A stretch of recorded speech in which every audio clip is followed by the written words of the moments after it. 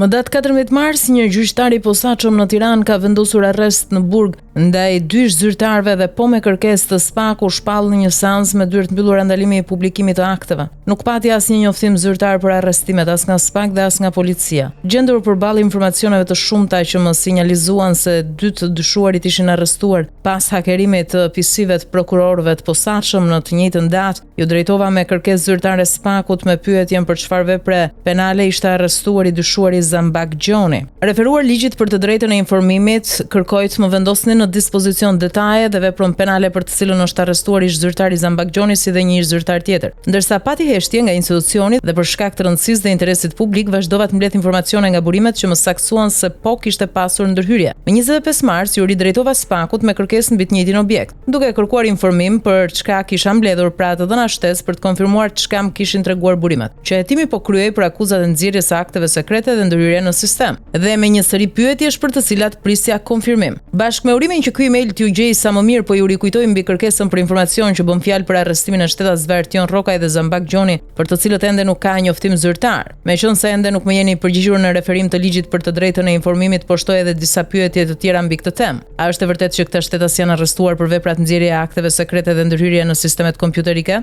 apo kryen SPAK një hetim për sulm kibernetik, hakerim mbi dyshimet se kjo gjë mund të ketë ndodhur në kompjuteret e disa prokurorëve? Ka një kallëzim nga një person konkret apo është hetimi nisur kryesisht? Nëse është e vërtetë që ka ndodhur një hakerim i tillë, bëhet fjalë për ndërhyrje në dosje apo kopjim skenarësh? Ju falenderoj, mbetem në pritje ditë të mbar. Më 1 prill SPAK përgjigjet pa përgjigje, nuk kemi informacion për të ndarë me ju. U konsultova me ekspertët më të mirë se si duhet veprojë një gazetar përballë një situate të tillë. A duhet pres derisa sekreti të marrë, duhet rrezikojë edhe përpasoj të merret në hetim apo duhet të respektojë interesin publik? Më thanë qëndro gazetare. Dhe kështu po bëj. Po e publikoj sot ngërçin e transparencës fshehur pas sekretit hetimor të një prokurorie, e cila nga data 13 mars kur u arrestuan 2 zyrtarë vendos më në fund të ndajë informacion. Asgjë s'ka ndryshuar, sekreti vazhdon sekret, megjithatë sot më datë 3 prill prokuroria e posaçme njofton zyrtarisht mes të tjerash. Nga verifikimet ka rezultuar se është ndërhyrë vetëm në adresat e emaileve të disa prokurorëve, por jo në sistemin e përgjithshëm të IT-së së institucionit. Personat përgjegjës kanë arritur të marrin disa informacione pa mundur të sigurojnë akses në dosje hetimore.